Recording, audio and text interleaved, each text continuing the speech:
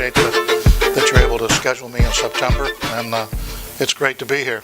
I think I spoke at this chapter once before. It must have been 30 years ago or something. Anybody here at that meeting? No. Were you? Was I here? Oh yeah. Oh yeah. I have no idea what I talked about. You know, my memory is kind of shot, but.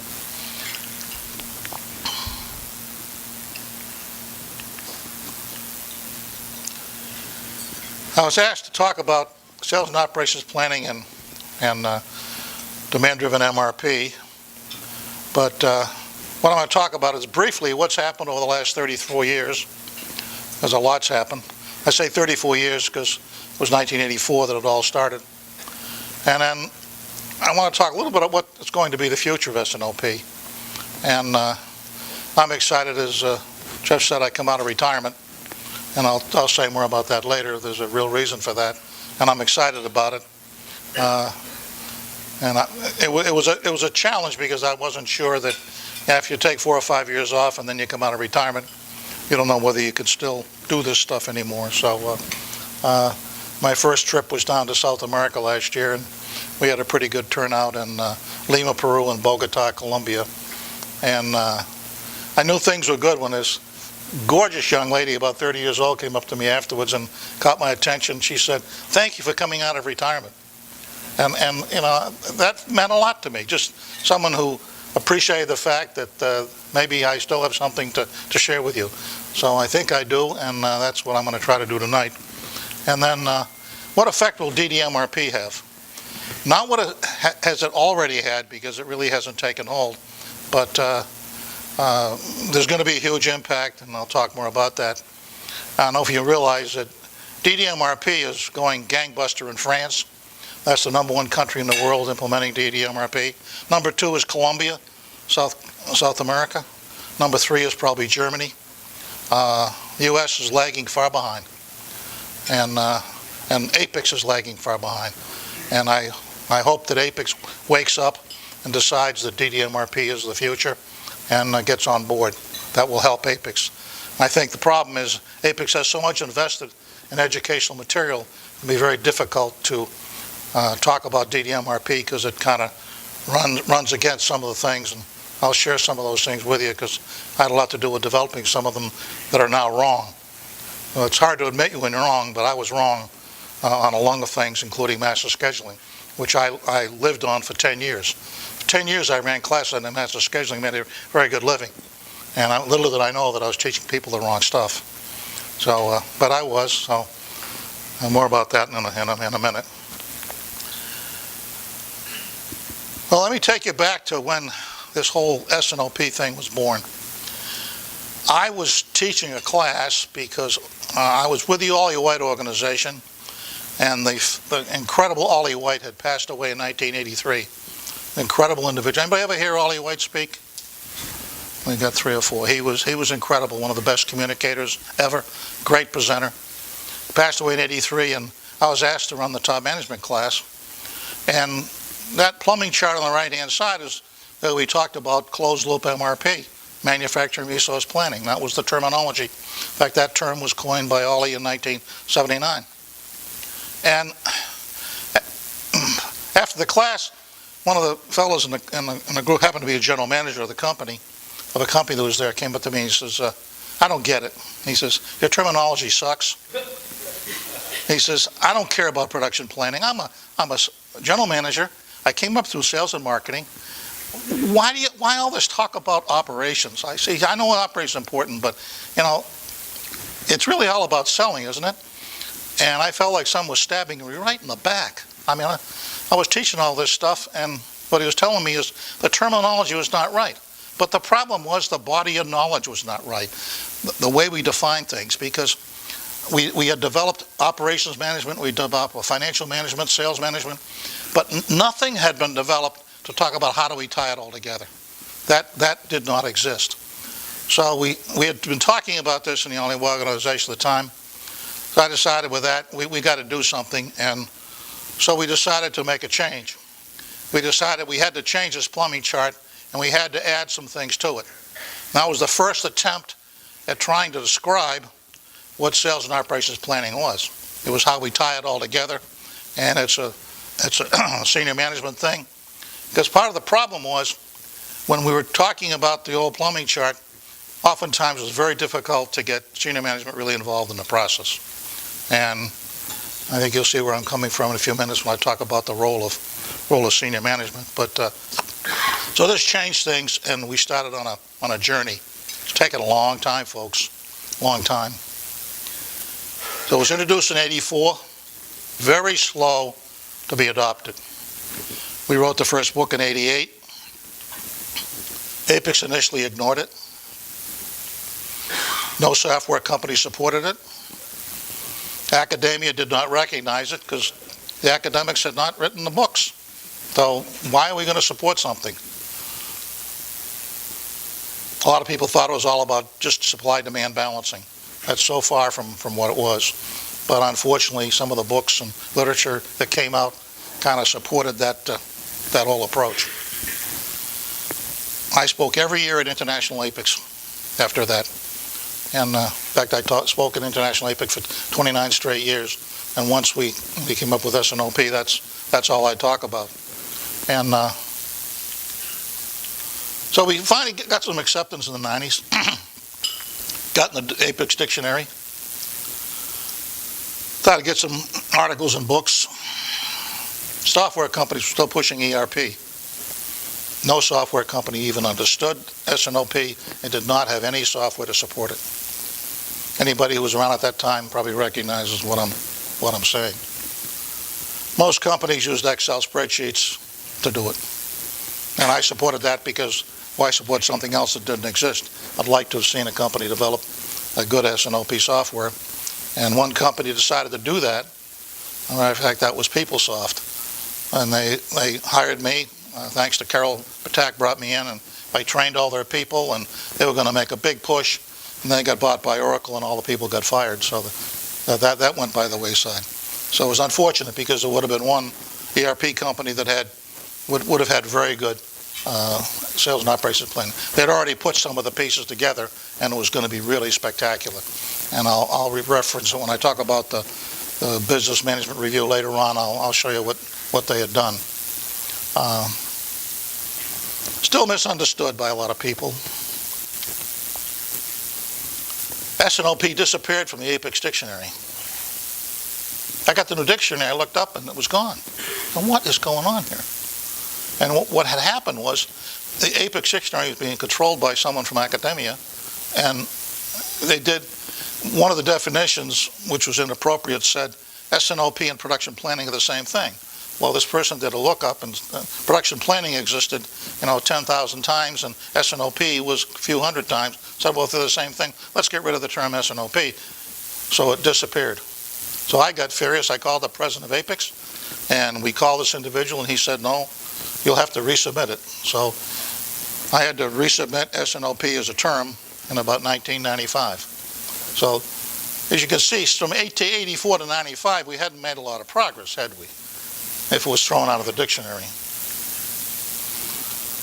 So I focused my energy on helping clients. By that time, I left Oliver White organization. I was on my own.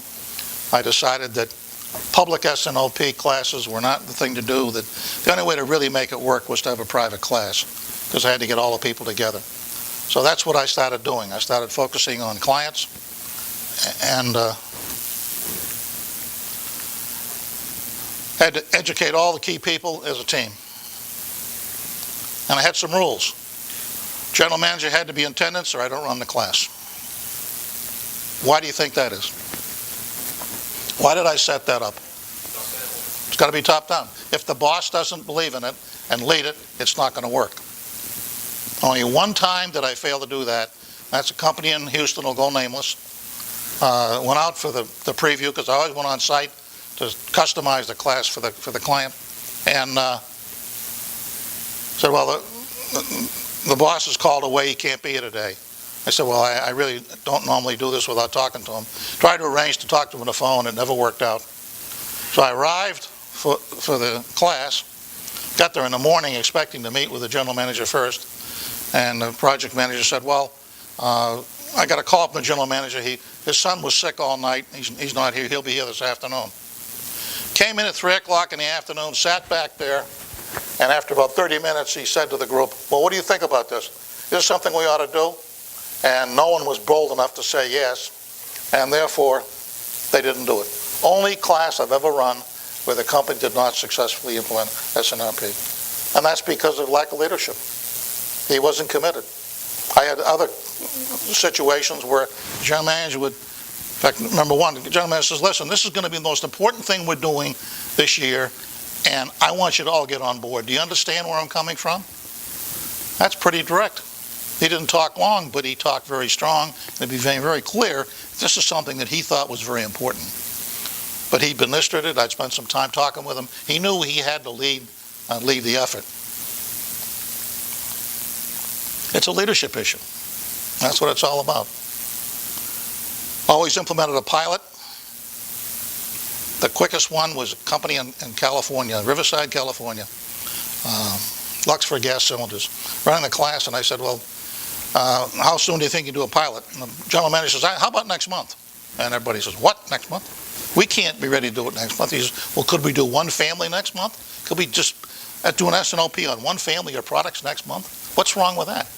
And I said, okay, then let's do it. He says, we'll start filling it in.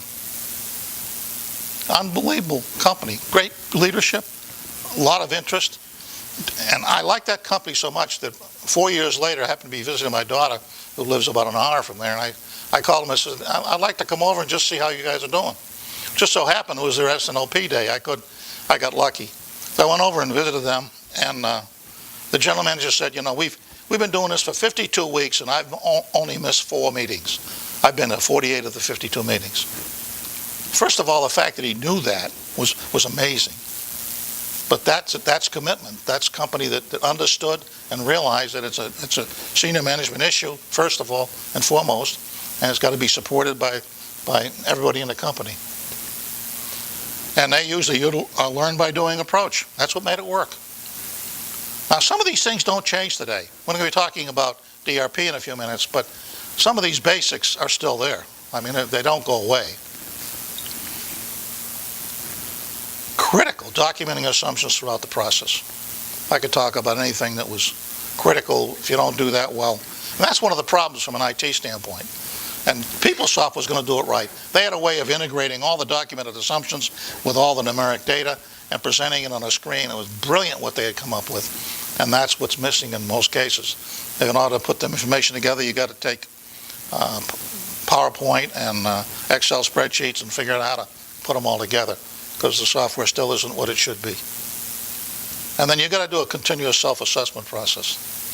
If anybody's interested, I've got some sample forms up here on self-assessment, both in a traditional environment and a demand-driven environment.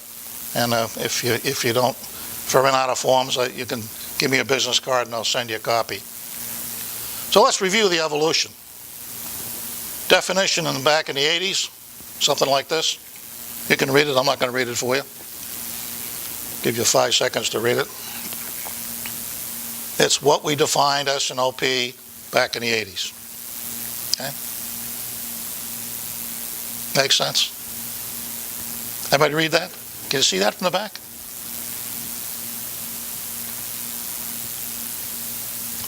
About a misunderstanding about what it was. Notice where I placed S&OP there. It's between the annual business plan and the strategic plan. Now, we have a monthly update, but we want, in preparing for the annual business plan, I want to take the S&OP that should go out longer than the annual business plan and make the process work better. So when I sit down to start my annual business planning, I already have a plan that's going out far enough that I can now start to turn that into a financial plan. That's crucial. And anybody that doesn't say that because of S&OP they don't do a better job on their annual business planning isn't doing S&OP right. It should happen every time, because it isn't such a big, how well do you do something you do once a year? I used to go skiing. Don't ski anymore, I'm a little old for that, but what did I do the first time I went out there on the slopes? I took a lesson. I couldn't remember what I did last year. And with a lesson, I was able to get back up to maybe what I skied the previous year. But where do you take the lessons for the annual business plan? You have different people, different software. It's amazing the problems that exist. But with a strong S&OP process, that isn't necessary. Literature started coming out. A lot of people looked at it as demand-supply balancing. This was in one of the books that was popular at that time.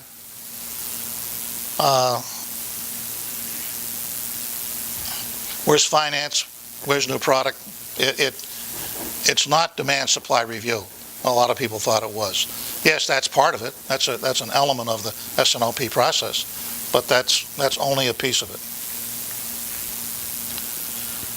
Anybody know who that is? Anybody? Albert Einstein. All models are wrong, some are useful. That's the comment about the previous model. So, my good friend and partner, Andy Koldick, and I started running a thing we called Beyond Sales and Operations Planning, trying to get people to focus on the things that are important. And we were doing this in England because what was happening is the trade barriers broke down in England as people started focusing on where we're going to manufacture it in Europe and where we're going to sell it and so forth. And so it wasn't just a country system, it had to be a regional or global system. So we said, well, let's look at the elements. We said, first of all, a key part of it is, what's our portfolio look like? What's our demand look like? What's our capacity look like? What's our supply? But the key to the whole process is this step here. And notice that blue arrow. That blue arrow says it isn't a step, it's something you're doing all the time. That you got to, how is this whole thing going to be integrated to work for the company? So it isn't handing off information from one department to the other. As soon as you start looking at some of the new product things, if that is telling you there's going to be some challenges and issues, you need to start working on it. You don't wait for all the other people to look at it. So we're going to be talking about how you put together an integrated reconciliation team to really make this S&OP thing work. And that was true 20 years ago, or 30 years ago, it's the same today. But a couple years later, we recognized that, even though we built this up left to right, and we kept thinking what's the best way to look at it, so we wanted it to be more of a flow rather than a hierarchical plumbing chart, we recognized that we should talk about implementing it right to left. What we mean is that where is management driving the company? So there's a left to left element, we're building the detail up to the aggregate, but there's a right to left element in terms of where are we going with this company? What decisions are we going to be making that's going to drive us to be more profitable as an organization?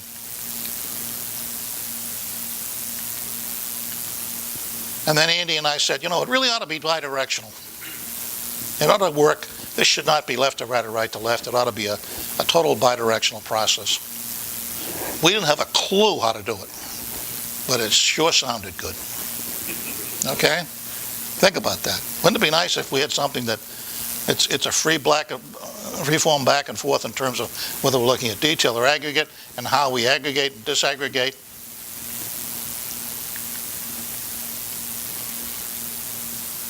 Until Demand Driven came along, I didn't have a clue. But all of a sudden, when I started to see what Carol and Chad had put together for Demand Driven MRP, I said, this is incredible. That's why I came out of retirement. So what's the history? Demand Driven was a term that came out of PeopleSoft.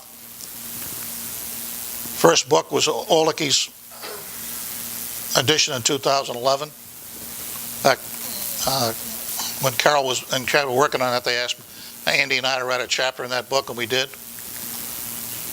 And then the more complete book, the first real complete book on demand-driven MRP, came out in 2016.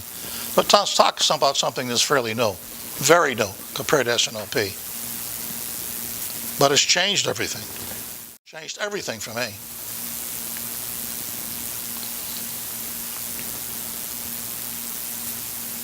Fairly bold statement, I believe that. But it changed the way we look at planning in the future for any company. Not going to happen overnight. because it's not happening overnight. It's going to happen faster than S&OP happened, and it is happening pretty dramatically around the world. Eventually, the United States is going to wake up, although there are some companies here that are doing quite well. In fact, are the people here from Michelin? Okay. We have a DDRP effort going on at Michelin. I hope it's going well.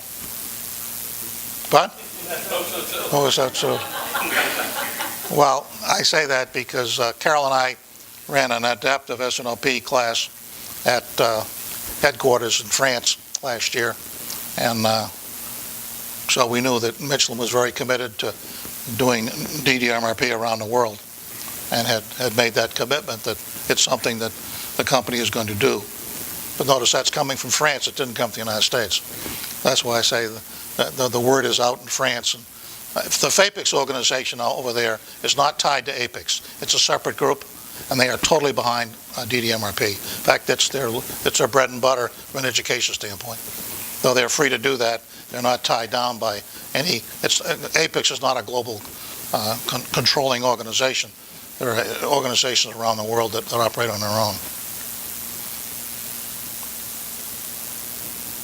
Most companies are seeing improvement. And the Mandarin Institute brought me out of retirement. Carol and Chad said, hey, we'd like you to join with us in putting this whole process together. And I didn't say yes right away because I'd been retired for a few years and had enjoyed that, and my wife enjoyed it. I wasn't traveling as much, but I couldn't resist it. With the problems that I had seen getting S&OP going, it just hit me that, man, here's an opportunity, and it's the right solution to things, and I just fell in love with it.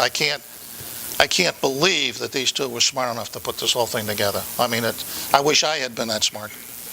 I mean, I developed S&OP, I developed MRP systems in the 60s. I developed the first master scheduling software in the 70s. So I was very involved in what we thought were leading edge situations. And it was successful. I mean, with the first MRP I was involved in, we reduced inventory 12 months in a row. Well, how can you not say it was successful? So when you have success, sometimes you think you got the answer. And then we put master scheduling in. But something always bothered me about master scheduling. The thing that always bothered me, and I tried to get some clients to work on it, was, you have a schedule, and it's a forecast, and then there's some safety stock in there, and you never could consume the safety stock. MRP and master scheduling logic will never consume the safety stock and always try to replace it immediately. Well, why do you have safety stock? To use it. If you can't use it, then you have an invalid system. And I knew that, but I didn't know how to fix it. Well, DDMRP fixed it, because you don't have safety stock driving the whole process. I'm not going to define it, DDMRP, for you, but believe me, when I got into the details of what it was all about, went through the class, I said, this is brilliant. What they've come up with is something that every company should embrace. Anybody that's got any inventory, is trying to manage that inventory, would do better with DDMRP than other techniques. No question about it, in my mind. Now, that's not happening yet, but I think it eventually will. It'll take over. To me, it's the most significant advancement in supply chain in the last 50 years. And I actually go back that far, so I can make that statement, because I'm old enough to make that statement. See, most people would have to do research. I don't have to do the research, okay? It solves the problems we've been plagued with and didn't realize it. That was the problem. We didn't realize it. I started to realize it, but I didn't know how bad it was. We've had forecast inaccuracies forever. Help solve that problem. That is the SKU level. Still have to forecast. Don't think that you don't have to forecast anymore. Doesn't eliminate the need for forecasting, but we're going to do it differently with a DDMRPM environment. And it deals with demand and supply variability for both of them, which is crucial. And that's what we didn't do in the past. So we call people walking around the system. Anytime, anybody here operating in an MRP environment? Anybody? and some of the problems you have when things don't seem to be work right and you have to work around the system, well, that's part of the reason. Now, why is S&OP not universally accepted? Oftentimes it's not viewed as a management process. Forecasts are always wrong, therefore demand nervousness, lack of education. And there's been difficulty supporting it with MPS and MRP. When you figure out, had to support the S&OP process with everything so tightly wired to make it work. And that was good news and bad news. It was better than the early MRP systems, had no MPS, and therefore every time you reforecast, everything automatically recalculated, nothing stopped it. So I thought that the decoupling of the master schedule was a solution. I didn't understand what decoupling needed to be. And when you implement DDMRP, you really start to understand what decoupling is really all about. It's crucial to the whole process. Because what happens is there's a painful reconciliation when we do the new MRP run. Okay? As we run it, everything changes. It cascades down through the bill of material, and all the parts are affected. And there's a whole bullwhip effect that's in place. Okay? And then when we do the monthly S&OP and update everything, we just really crunch things and really screw things up. It helps in some cases, hurts in others. I was visiting a very large company out in the Midwest and running a session for them, and they had just announced a price increase, and we were sitting there in early October, and the price increase was going to go in November. And their demand was up 75% in October. 75%, because all the customers decided to buy early to avoid that price increase. So I started showing the management what impact that was having on them. And I had a vice president saying he had been with the company 25 years. He said, "This is unbelievable. We're that stupid?" He said, "No one ever told this to me before." I said, "This is your data." Because what happened was they had increased demand of 75%. Guess what happened in October? Whew! It disappeared. So you had to decide if that demand coming in, was that the next month's demand, and if so, you ought to consume that forecast. Don't try to put the inventory back in. They were going nuts, running overtime, doing everything to try to solve the problem. Well, the problem eventually solved itself, but at the same time they had made product with overtime. No, they didn't see it, because management didn't understand the problem. He said, "How could we be that stupid?" No one ever explained it. And it was sitting right there. It wasn't the first time I'd seen it. It was an aggravated example of it. I figured I'd bring it up to them. And once they saw it, they said, we're going to fix that problem. I don't know how they fixed it. So we got a new management model we want to run by you. Looks something like this.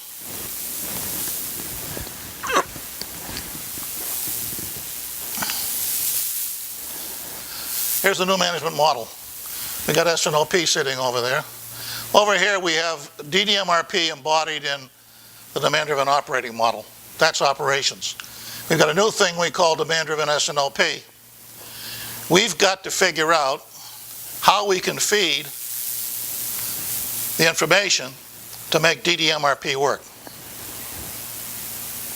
Now, you can keep running it. If there's no changes coming, it'll work on its own.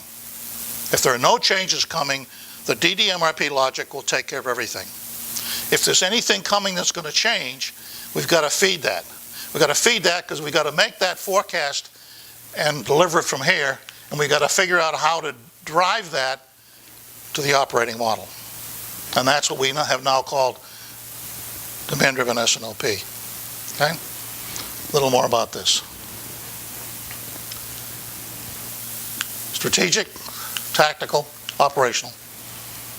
We've collapsed the lead times. We still have to forecast. We still have to plan at the aggregate level. We only have to break it down in the detail when we have something that's happening at the SKU level that we have to plan for. And we'll do that.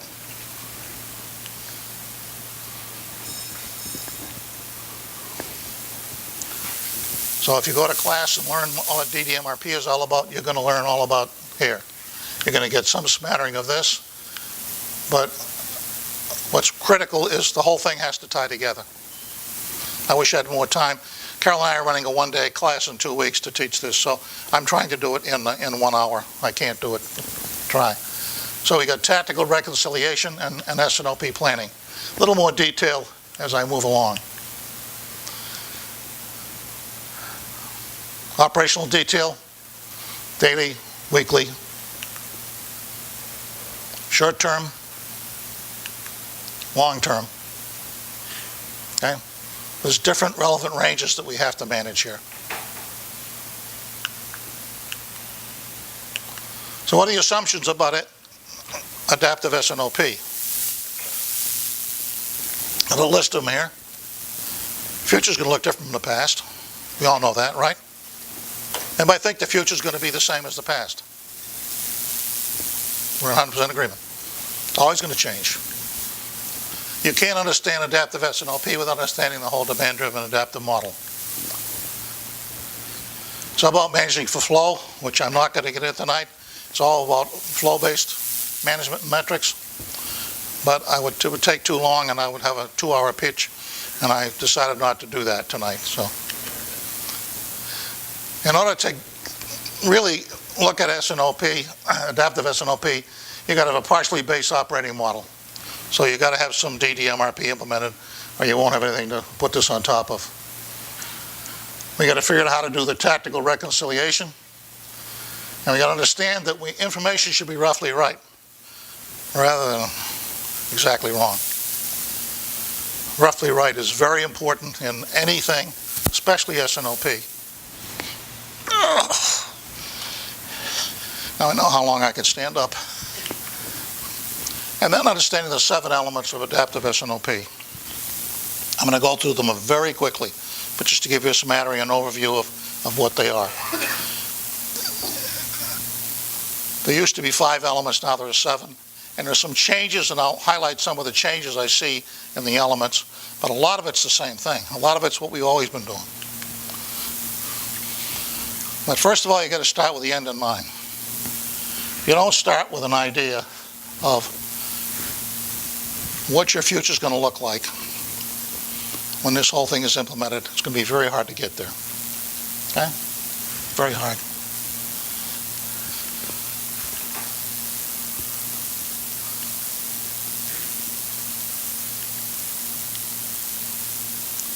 And recognize the Stockdale paradox. Anybody know who James Stockdale was? Pardon? Vietnam.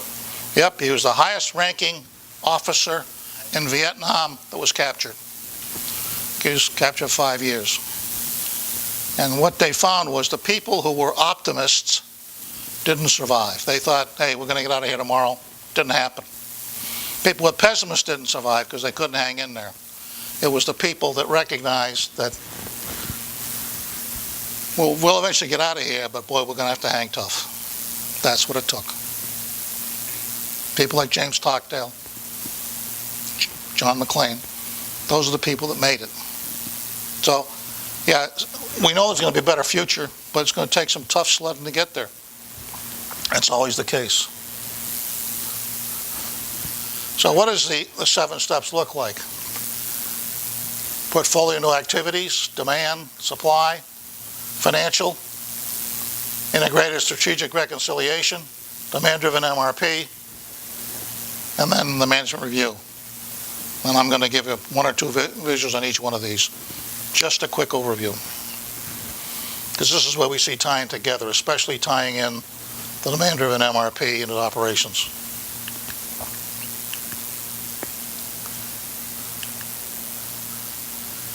Management drives the process. We need a strategic plan. Management's got to decide what are the things that are affecting us. These are management issues that have to be in place before we even start looking at what S&OP is all about. What will be the future? In the education that I've been doing over the years, I found that the group that was maybe the hardest for me to get through to was the people from sales and marketing. Operations people were easy because they've been struggling with these things, but trying to get people's attention. And then we came up with this visual.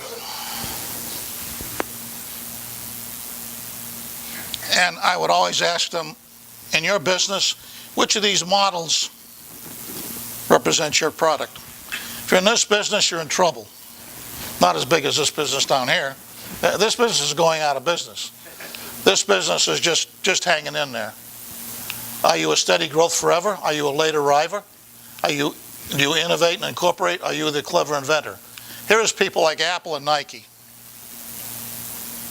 Now, what is this really saying? It's saying that if I am in this world and I'm planning the future, it's going to be dramatically different. There's going to be change all over the place. There's change in all of these. So first of all, you need to recognize that sales and operations planning is all about managing that change and having management direct the management of that change. And we can use automation for certain things. And DDMRP isn't going to do that, manage that change. It's going to manage the short term better than anything we've ever had before. But we still need people and process in place to ensure that depending on what our business looks like, we have the right people and the process in place that helps direct where the company's going, how we're going to get there, and what that means in terms of the whole organization.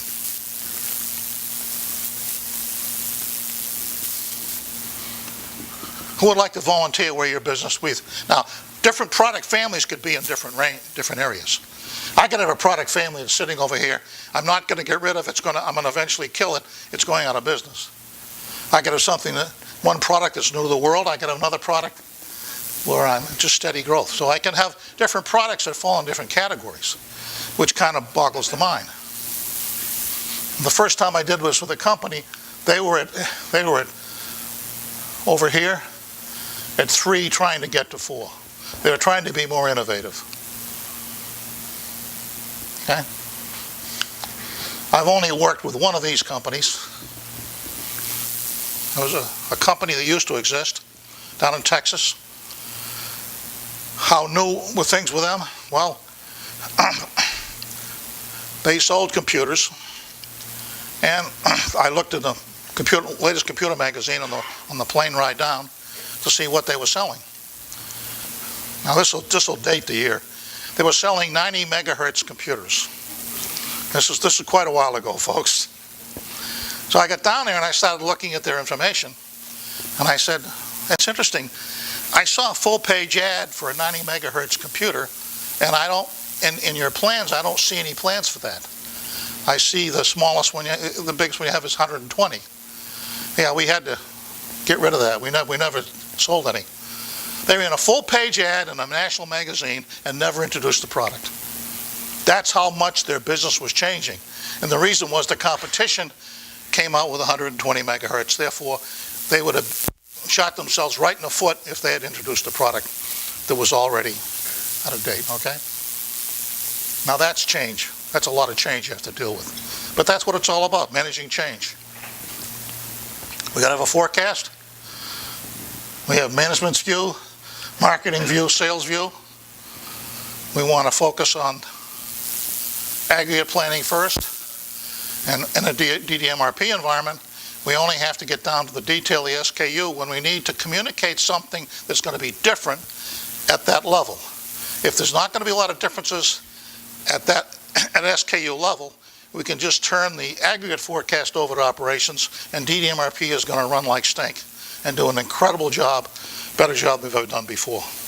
But if we're going to have new product, if we're going to have things changing, if we're expecting a new territory to open up, we can't expect DDMRP to do that. We're going to have to feed it with information that comes from the forecasting process. That's got to be done. And we've never done something like that quite before.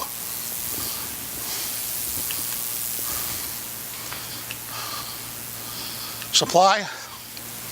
What do we need to support it? This is the oldest visual I have. I'm never going to change it because some of these things still apply. We still have to do some capacity management in this whole process. We have to understand demonstrated capacity and so forth. So some of these concepts we've known forever. They haven't changed. They're in the Apex Dictionary. So they're still part of the process. It's figuring out how to integrate the old and the new is a challenge. And you've got to, if you're going to do DMRP, you've got to figure out how we're going to pace operations to actual demand, where are we going to do the decoupling, where we're going to have control points, and how we protect this decoupling with capacity buffers. Now, not all those terms mean something to everybody, but that's what's got to be done and put together. Up here we're seeing where are the control points, how we do the decoupling, and we're going to be collapsing lead time. Now, people used to do some of these things even before DDMRP came along.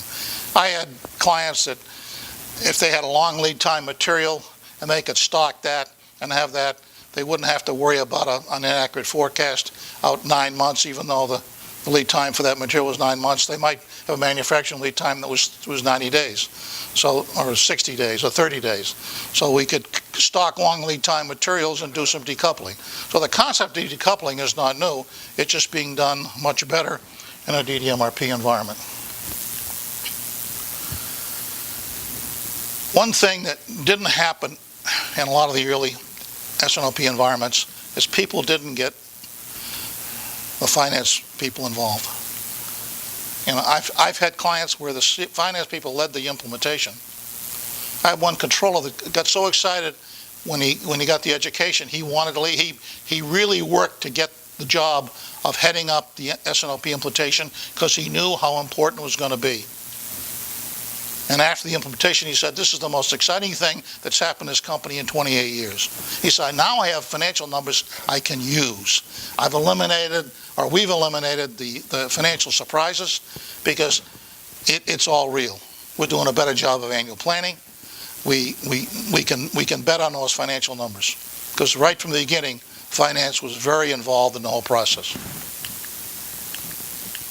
So we need involvement in all these areas. And especially this last one. What's the impact, financial impact of all these changes that are coming about? You need to know that as soon as possible. So if you're not going to have hit your business plan, you can do something to correct that. The sooner you know, the better off you are.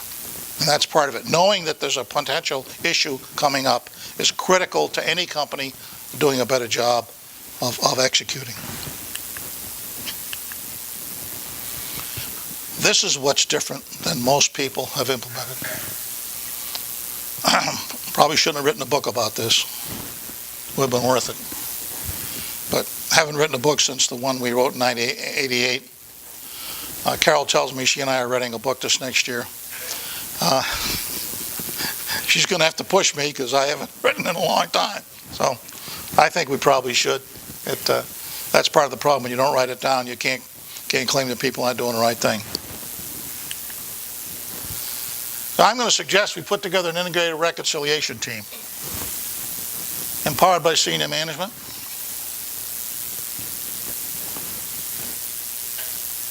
Align strategy, facilitate cross-functional collaboration, guiding the development of issues, opportunities, and decisions as we're developing information for senior management, shape the senior management review agenda. See, this doesn't all magically happen. All this stuff come together so senior management can sit down and look at it. And you can't take a lot of senior management's time. Information has to be put together in a way that senior management can see what the issues are and therefore know what decisions need to be made. And that takes some heavy lifting.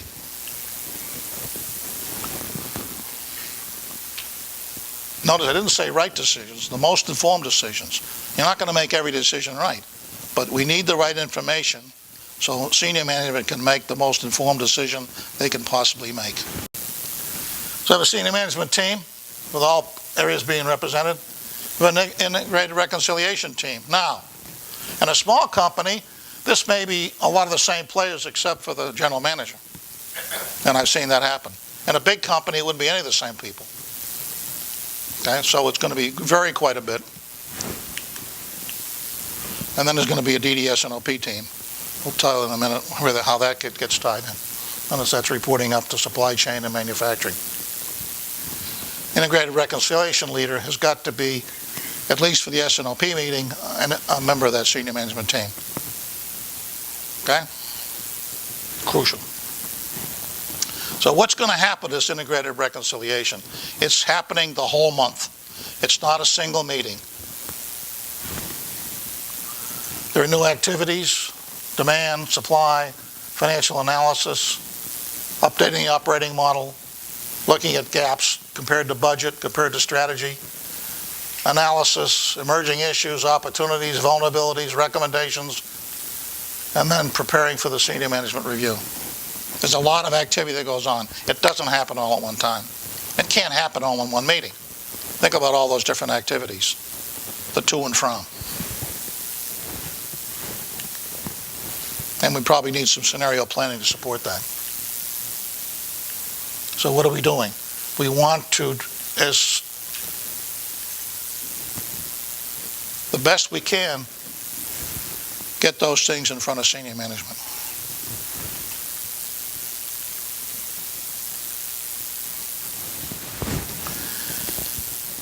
We also want to figure out, even though maybe forecasting my marketing family, we're going to look at the various capacities we have and then figure out what we need to drive DDMRP over here by SKU. Carol and I, it took us a year to figure out this diagram.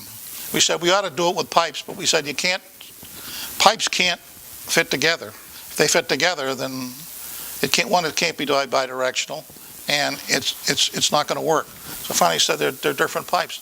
We got different views. That's a different view. Maybe some translation to go from a marketing family to a critical resource family, and then we need a breakdown, which may somehow have to be some of the detailed forecast, actually help us to create the information to manage the SKU. So we have to have a mechanism to do what the terminology that came out of the DDMRP implementation is capability master settings. Where are we doing a new product? Where are there seasonal fluctuations? Where is there a major promotion? Any anticipated change up or down has got to be provided from the strategic side to the operational side, or it can't work. It'll get surprised, and you can't solve. DDMRP isn't going to solve a complete surprise coming across. Requires special input, updating the average daily usage, and the buffers in order to make it work. And this is a big job. The master schedule's gone. We don't need a master schedule anymore. It gets in the way because it freezes things too early. Why freeze something out 6 months, 12 months from now when you can let it freeform flow in, and you can be very dynamic in terms of what gets released and what gets operated on?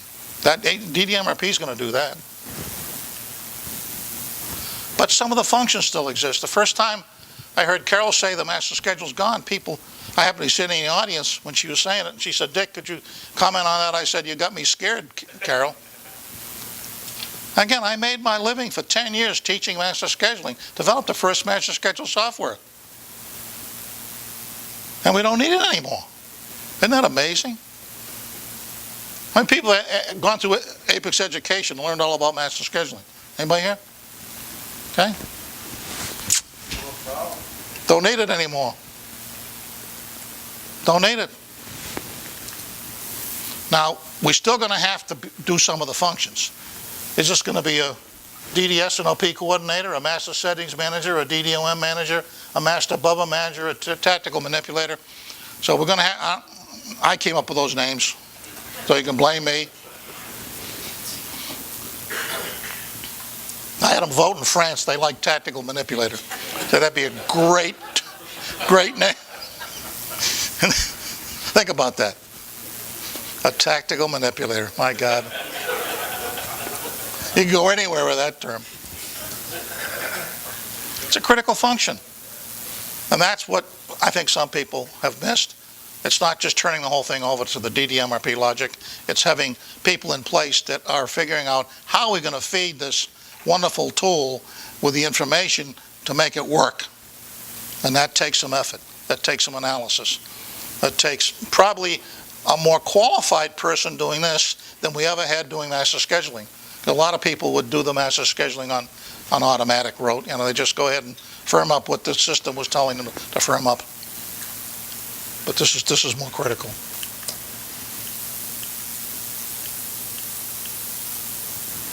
That's how we're going to get the bidirectional. It's the work that we're doing through the tactical manipulator that's trying to figure out not only what do we need to do, but what can we do? Let's have the feedback on, we've got an opportunity now to do some things that, because of what we see in front operations standpoint, that we could take advantage of. How many companies have ever had a mechanism that fed that back to people making decisions as to what to promote, etc.? I'm working with 3M back in the 90s, and they had a plant that made tape, all kinds of different tape, and they made Post-it notes. They had like 8 different divisions selling Post-it notes. What if all divisions decided to promote that Post-it note the same month? You're dead. So one of the first things we did with S&OP at the time, not to this level, but had to say, listen, we need a way to coordinate that, so if there's contention where everybody's trying to do the same thing at the same time, that we feed back and say we can't do it. Do you understand why we can't do it? And everybody said yes. Then let's not let just it flow over. We're going to have a way to coordinate that. That's the best example I can think of in my experience why that we had to have after something like this where we have that feedback. Vegas says, listen, let's not be stupid. Let's do things that make sense because we have the capability. What capability do we have? And what aren't we utilizing? If we're not utilizing it, can't we know that from the demand side? Take advantage of it? Let's promote the things that we can do easily.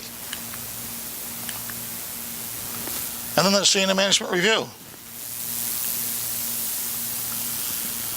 This is from one of my clients, and this was Excel spreadsheets and PowerPoint. Okay? Now, notice we've got graphs, we've got data, we've got information. The information in red, it's what's changed since last month.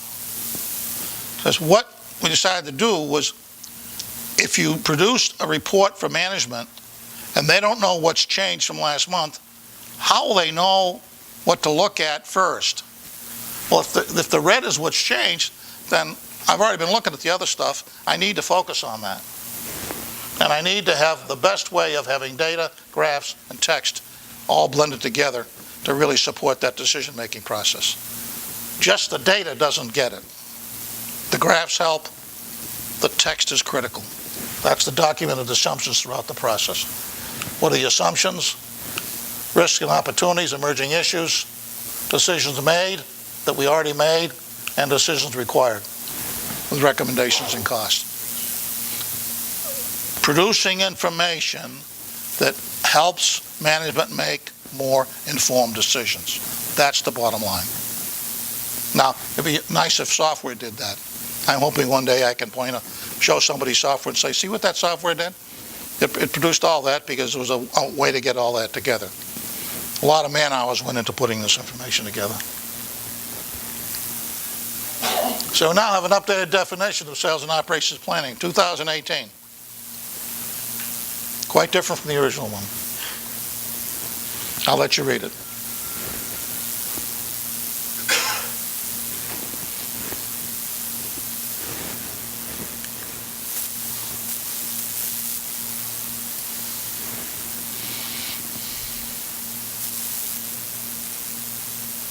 A lot more about adapting to the environment than it is just, throwing a plan across the transom.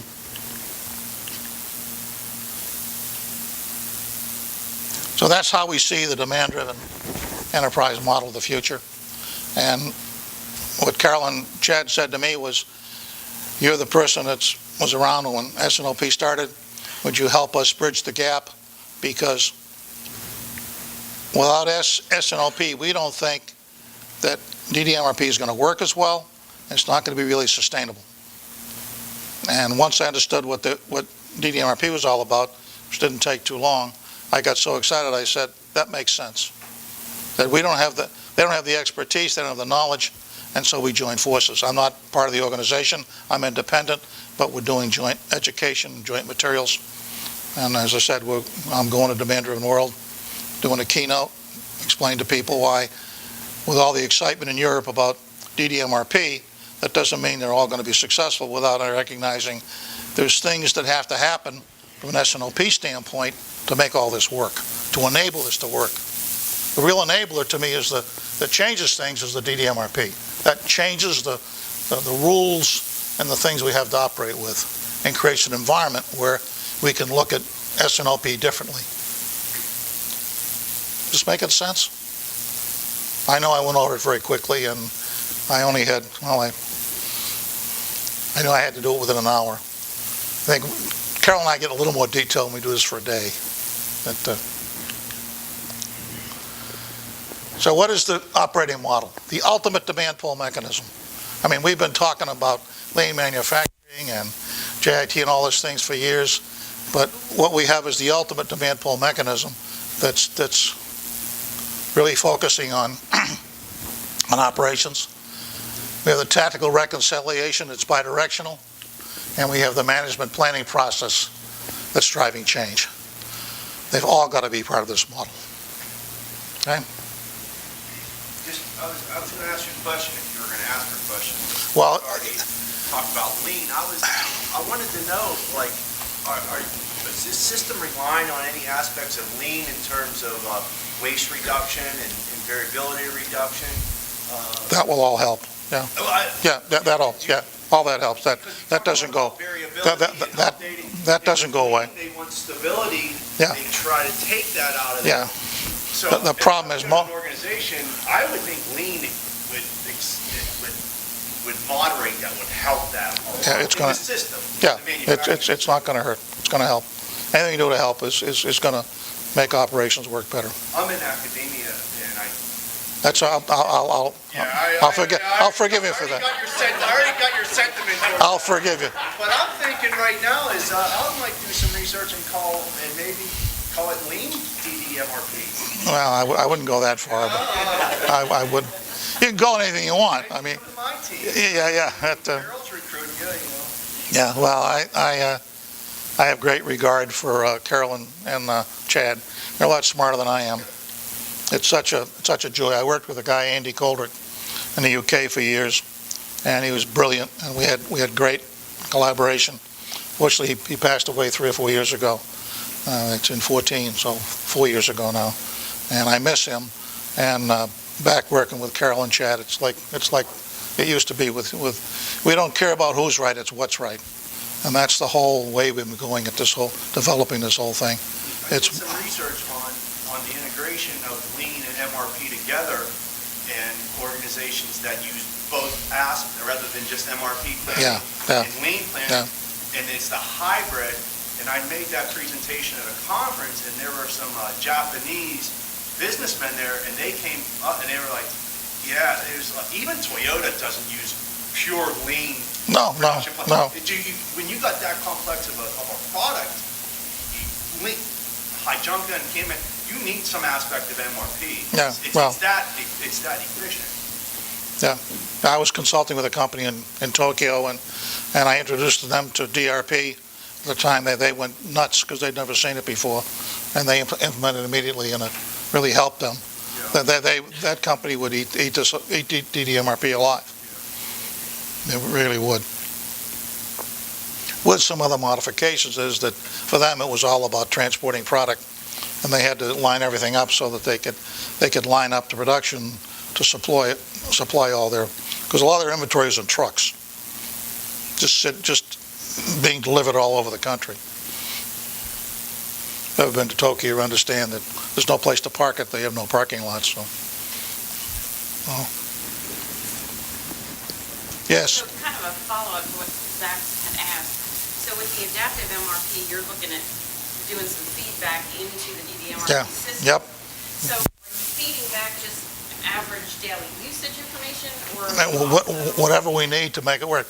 You're going to be changing. We might be changing buffers. We might be changing average daily usage. If there's going to be a big ramp up because of seasonality or because of new product, then we need to figure out how to get that information in there so that the DDMRP is operating with the new rules, the new parameters.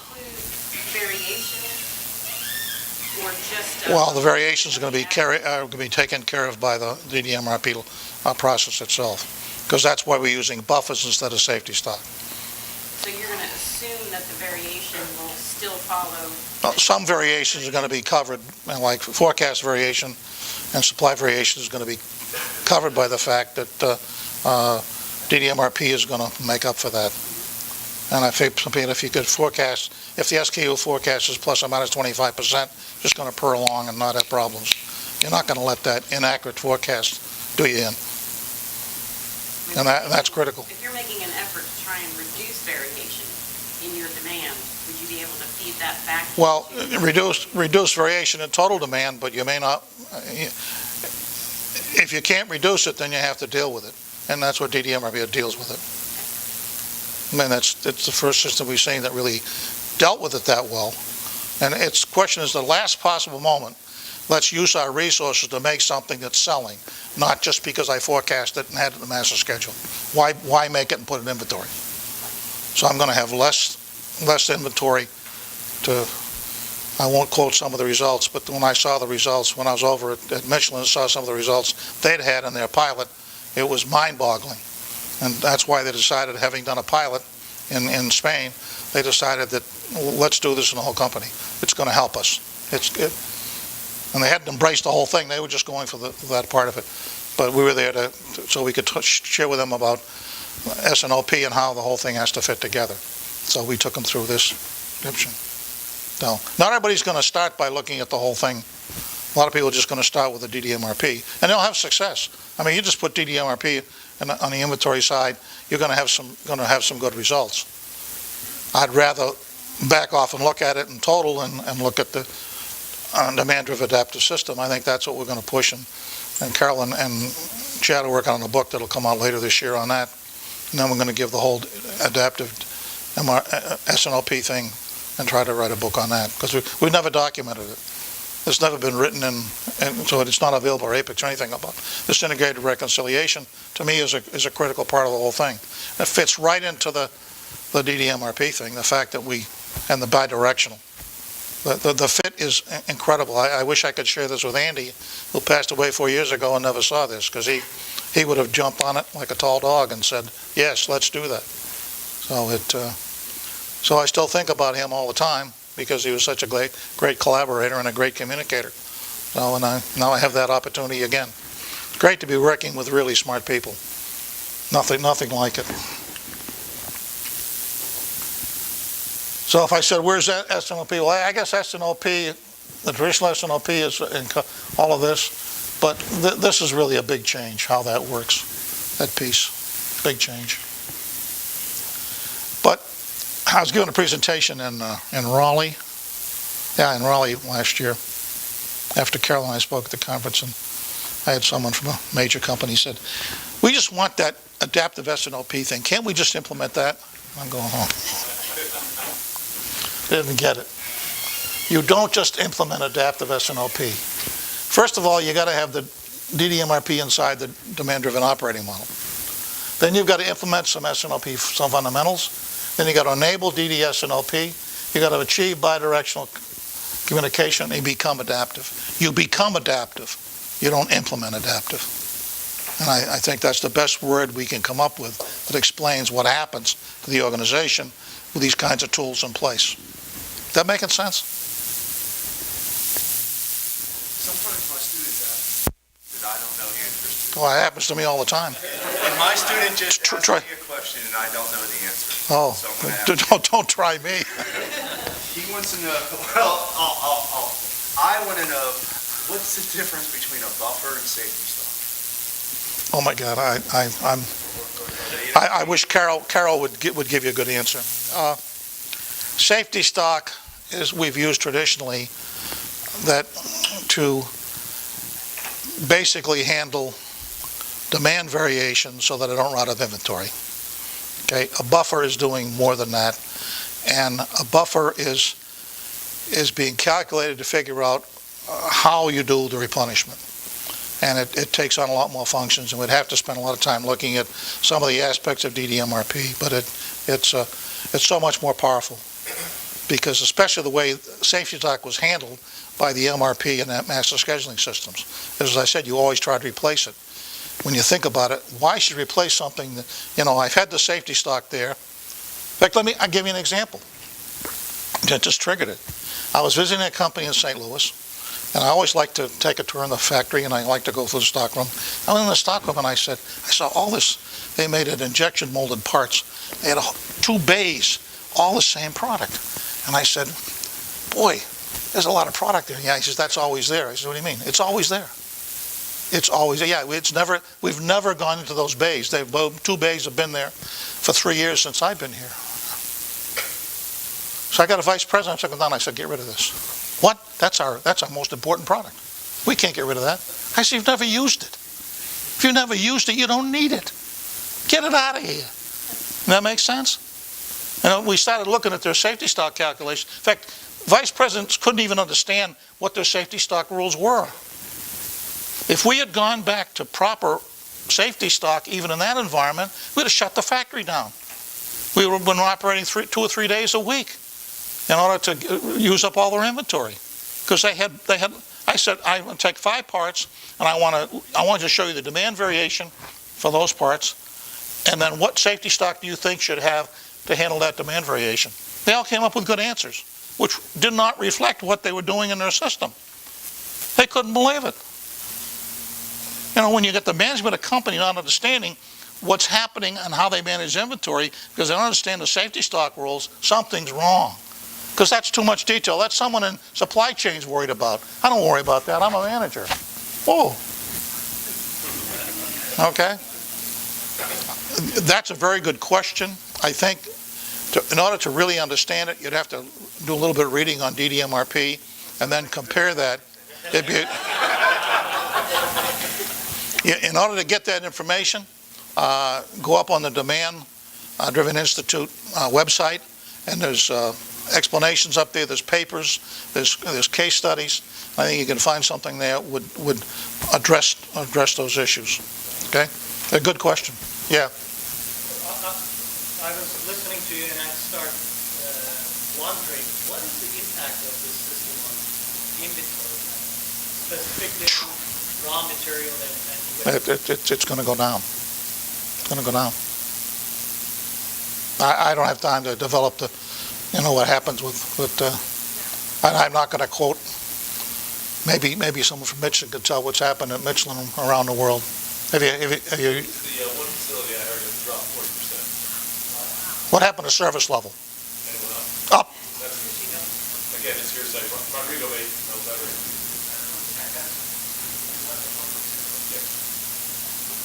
So when service level goes up and inventory goes down 40%, that's fantastic. And that's typical, tied to results. But look at some of those case studies. I would suggest you go on that website. There's some great case studies.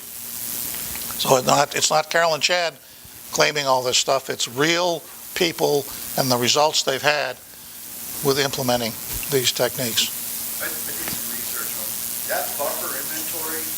It's placed strategically in the bill of material. It's not at every, so that's how it gets reduced. It's strategically placed at the most critical point is that buffer.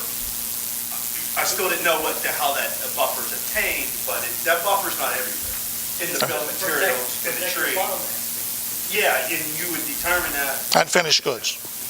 If you're going to sell out of inventory, you're going to have some finished. So you may have buffer, which may be safe, but it's not throughout the whole bill of material tree or that. I'm learning about it. I'm trying to research it. We've been buffering for years, but we haven't had a. It comes down, you strategically place. So you may have more inventory of this width, but this all went away because this was the most strategic part that keeps everything functioning for that. Yeah. And I think that class you probably teaches in where to place that buffer. I don't teach it. Like beer, because of drains. Yeah, that's where it is. You're buffering your ball. You're buffering your ball. And that's why I said I think getting more into this is that if you could apply some lean principles with this planning technique, and if you could do SMED fast, have SMED faster and better quality, then that could even start reducing some of those buffers that you would even need further on associated with that.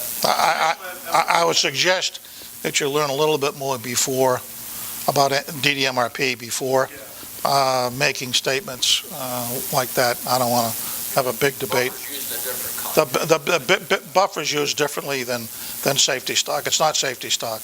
It's the way the whole system decides what needs to be ordered. So it has multi-functions. You need to understand those functions, which we don't have time to get into. There's a 2-day class to learn all about it. I sat through the 2-day class. I don't plan to teach it. But once I understood it all, I understood it. It makes so much sense. I sat there saying, oh my God, how did they ever come up with this? No. Brilliant stuff. Quick kind of new kind of question. Can existing MRP systems that are already in place be configured to run DDMRP, or can you replace it? Or do you have software? Let me put it this way. SAP has implemented DDMRP, and you can run something as a DDMRP part or an MRP part. You've got that option. So you're going into state, which item. Now that's just one example. That's a quick answer to that. But yeah. And we're going to see more and more software companies get on board and put in a DDMRP capability. Now, any other questions?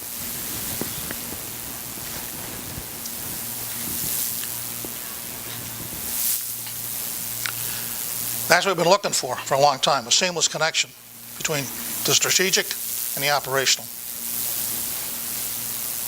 I was talking to some people. A guy called me from China. He says, I'd like you to come over and run S&OP class for us. China? It's a long way away. I sent them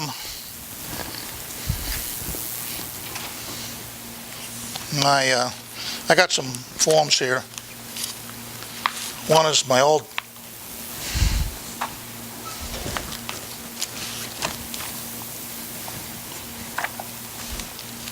here it is here.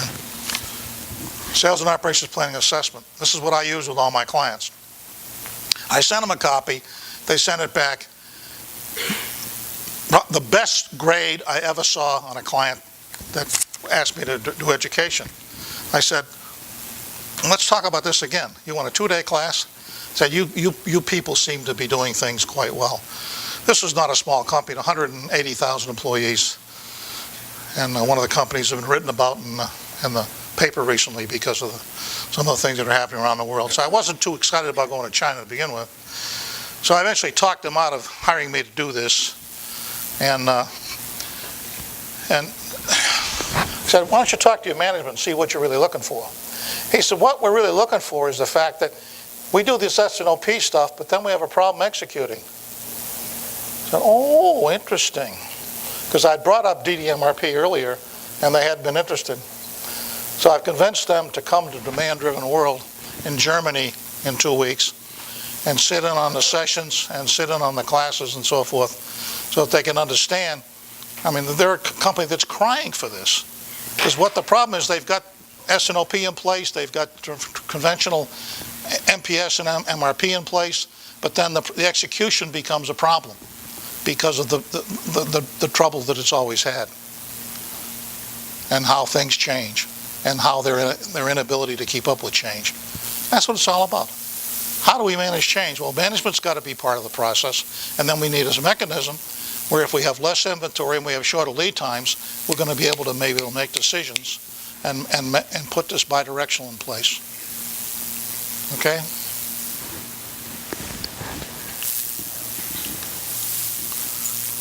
I guess I ran out of my... I screwed that up. Actually, I think I had one more that I didn't cover. I remembered.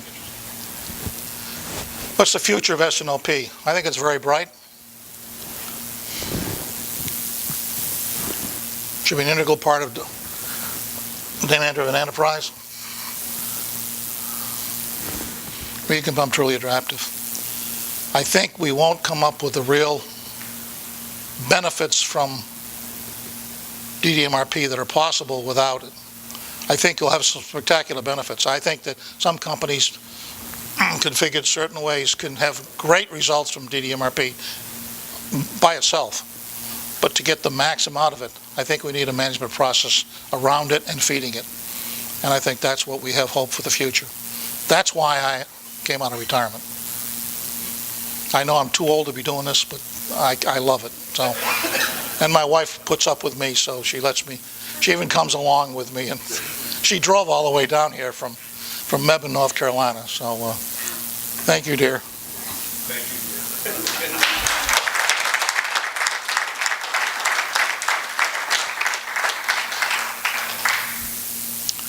I'm done. Anybody has any questions, I'll be around for a few minutes, so if you got any questions you want to ask me, I'd be glad to chat with you. And I know I didn't ignore you, they called supper, so I'll be glad to talk to you. Yeah. Thank you very much, Dick. We have a little token of our appreciation Thank you. for coming and I joining hope it's a lot of booze. No.